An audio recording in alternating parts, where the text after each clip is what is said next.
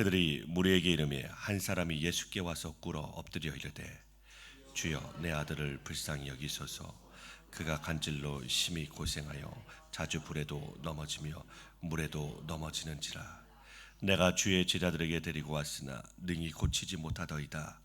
예수께서 대답하여 이르시되 믿음이 없고 배역한 세대여, 내가 얼마나 너희와 함께 있으며 얼마나 너희에게 참으리요. 그를 이리로 데려오라 하시니라. 이에 예수께서 꾸짖으시니 귀신이 나가고 아이가 그때부터 나으니라. 이때 제자들이 조용히 예수께 나와 이르되 우리는 어찌하여 쫓아내지 못하였나이까. 이르시되 너희 믿음이 작은 까닭이니라. 진실로 너희에게 이르노니 만일 너희에게 믿음이 겨자씨 한 알만큼만 있어도 이 산을 명하여 여기서 저기로 옮겨지라 하면 옮겨질 것이요 또 너희가 못할 것이 없으리라. 갈릴리에 모인 때 예수께서 제자들에게 이르시되 인자가 장차 사람들의 손에 넘겨져 죽임을 당하고 제3일에 살아나리라 하시니 제자들이 매우 근심하더라. 가버나움에 이르니 반세계를 받는 자들이 베드로에게 나와 이르되 너희 선생은 반세계를 내지 아니하느냐. 이르되 내신다 하고 집에 들어가니 예수께서 먼저 이르시되 시몬아 내 생각은 어떠하냐. 세상 임금들이 누구에게 관세와 국세를 받느냐, 자기 아들에게냐 타인에게냐. 베드로가 이르되 타인에게니이다. 예수께서 이르시되 그렇다면 아들들은 세를 함께 읽겠습니다. 그러나 우리가 그들이 실족하지 않게 하기 위하여 내가 바다에 가서 낚시를 던져 먼저 오르는 고기를 가져 입을 열면 돈 한 세겔을 얻을 것이니 가져다가 나와 너를 위하여 주라 하시니라. 아멘. 오늘 본문 14절부터 21절 말씀입니다. 그들이 무리에게 이르렀다는 것은 예수님과 세 명의 제자들이 변화산에서 내려와서 제자들과 사람들이 몰려 있는 곳에 가신 때를 말씀하십니다. 한 사람이 예수님께 나와 내 아들을 불쌍히 여겨달라고 합니다.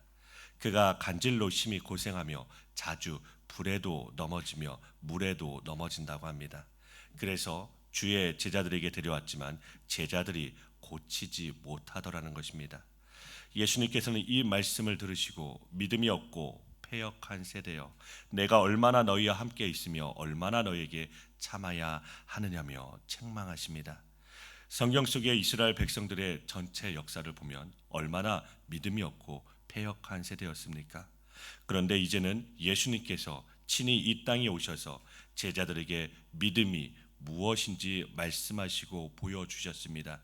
그런데도 지금 믿지 못하고 있는 것입니다.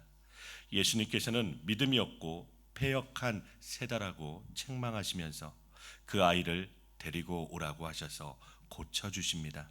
예수님께서 꾸짖어 고쳐주십니다. 그러자 제자들이 조용히 나와 우리는 왜 귀신을 쫓아내지 못하였느냐고 예수님께 묻게 됩니다. 이때 예수님은 너희의 믿음이 작은 까닭이라고 말씀하십니다. 믿음이 작다는 말은 믿음이 없다는 말과 같은 의미입니다. 20절 말씀에서 예수님께서는 너희가 겨자씨 한 알만한 믿음만 있어도 이 산을 명하여 저기로 옮겨질 것이며 너희가 못할 것이 없다고 하십니다. 17절 말씀에서는 예수님께서는 믿음이 없고 패역한 세대라 말씀하십니다. 하나님이 자신의 언약을 따라서 신실하게 일하시고 계시는데도 그 일하심을 믿지 못하는 것을 믿음이 없다는 것입니다. 왜 하나님의 일하심 안에 있으면서도 믿지 못하고 있는 것입니까? 그 이유는 자신들이 원하는 대로 일이 이루어지지 않기에 믿지 않았다는 것입니다. 그 결과 자신들이 원하는 것을 준다는 다른 신들을 섬기는 것이 패역한 일이 되는 것입니다. 다시 본문 19절부터 21절 말씀입니다. 제자들이 자신들은 왜 귀신을 쫓아내지 못하였는지 묻습니다. 제자들이 전에는 귀신을 쫓아내었습니다. 마태복음 10장 8절 말씀입니다. 병든 자를 고치며 죽은 자를 살리며 나병 환자를 깨끗하게 하며 귀신을 쫓아내되 너희가 거저 받았으니 거저 주라. 아멘. 예수님께서 12명의 제자들에게 이러한 권세를 주셨습니다. 12명의 제자만이 아니라 누가복음 10장 말씀에 보면 70명의 제자들에게도 이런 권능을 주셨습니다. 그래서 돌아와서 예수님께서 주의 이름으로 귀신들이 항복하더라는 보고를 합니다. 이때 예수님은 사탄이 번개처럼 하늘에서 떨어지는 것을 보았다고 하시면서 귀신이 항복하는 것으로 기뻐하지 말고 너희 이름이 생명책에 기록된 것으로 기뻐하라고 말씀하여 주셨습니다. 그런데 왜 지금은 쫓아내지 못한 것입니까? 그 이유를 예수님은 믿음이 작은 까닭이라고 말씀하십니다. 믿음이 작은 정도가 아니라 믿음이 없고 패역한 세대라고 책망하시는 것입니다. 예수님께서 지금까지 제자들과 함께 사역을 하셨고 제자들도 권능을 받아 귀신을 쫓아내왔습니다. 그런데 이 순간은 믿음이 없고 패역한 세대라는 책망을 받습니다. 이렇게 된 것은 그들의 눈에 예수님이 보이지 않았던 것입니다. 예수님께서 산 위로 가시고 나서 귀신 들려 불에도 넘어지고 물에도 넘어지는 자를 어떤 아버지가 데리고 왔습니다. 그런데 제자들이 고쳐주지 못하였습니다. 이럴 때 예수님께서 오셔서 그들을 책망하십니다. 마가복음에 보면 아이의 아버지에 대하여도 책망을 하게 됩니다. 아이의 아버지도 예수님을 전적으로 믿은 것이 아니었습니다. 제자들이 고치지 못하는 것을 보고서 예수님께 할 수 있으면 고쳐달라고 합니다. 예수님께서 못 고칠 수도 있겠다는 생각을 한 것입니다. 이때 예수님께서 할 수 있거든, 이 무슨 말이냐, 믿는 자에게 능치 못할 일이 없다고 하시자 이 아이 아버지가 소리를 지르며 내가 믿습니다, 나의 믿음 없음을 도와달라고 합니다.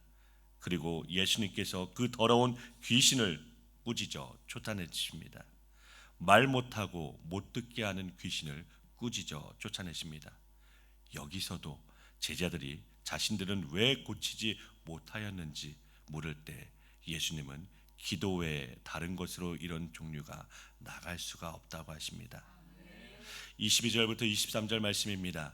갈릴리에 모일 때 예수께서 제자들에게 이르시되 인자가 장차 사람들의 손에 넘겨져 죽임을 당하고 제3일에 살아나리라 하시니 제자들이 매우 근심하더라.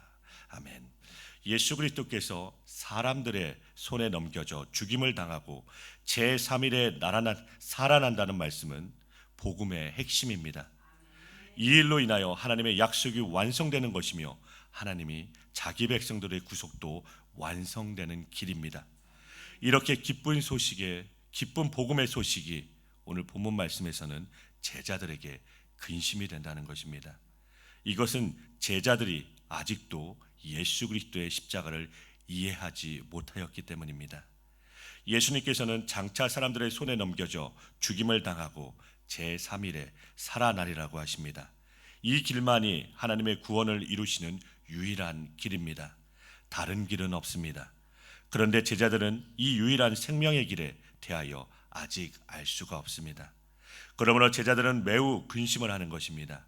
이러한 제자들이 십자가 이후에 부활과 성령의 임함으로 하나님께서 어떻게 영원한 생명을 주시는지 알게 되었습니다. 이제는 십자가의 소식이 근심의 소식이 아니라 기쁨의 소식이 됩니다. 24절부터 27절 말씀입니다. 이 말씀은 성전세에 대한 내용입니다. 유대인 성인 남자는 누구나 내야 하는 성전세를 마을마다 받고 있었습니다. 예수님께서 가버나움에 가시니 그곳에서 성전세를 받는 사람들이 베드로에게 너의 선생은 반세겔을 내지 않느냐고 합니다. 베드로가 당연히 낸다고 하고 집에 들어가자 예수님께서 먼저 말씀하시죠. 베드로가 왜 집에 들어왔는지 아시고 먼저 물으시기를 너의 생각에 세상 임금들이 누구에서 세를 받느냐고 묻습니다. 자기 아들에게인지 타인에게인지 묻습니다. 베드로가 대답하기를 타인이라고 합니다.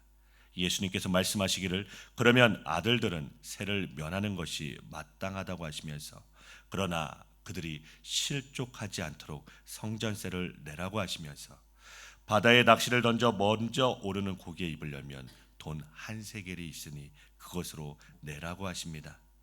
하나님의 아들이신 예수님은 성전세를 내지 않으셔도 됩니다.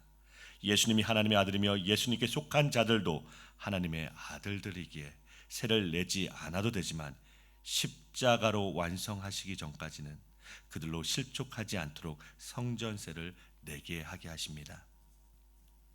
어린 양으로 오신 그리스도는 창세전부터 택하시어 이 땅에 오신 분이십니다. 그러나 아무도 그 사실을 알지 못하였습니다. 그 십자가의 비밀이 감추어져 있었습니다. 우리가 금이나 은같이 없어질 보배로 속죄함이 받는 것이 아닙니다. 생명의 속죄는 예수 그리스도 자신이 희생이 되셔야만 된다는 것입니다. 그래서 예수님은 성전을 헐라고 하셨습니다. 성전세가 아무런 소용이 없습니다. 그러므로 예수 그리스도의 십자가의 다 이루심은 이러한 성전세의 완성을 보여주시는 것입니다. 모든 성경으로 예수 그리스도의 십자가가 밝히 보여지는 자들이 예수님의 피로 만들어낸 새 언약의 백성들입니다. 그래서 오늘 하루도 예수 그리스도의 십자가를 바라보시며 단단히 붙으시고 승리하시는 광명교회 모든 성도님들 되시기를 주님의 이름으로 기도드립니다.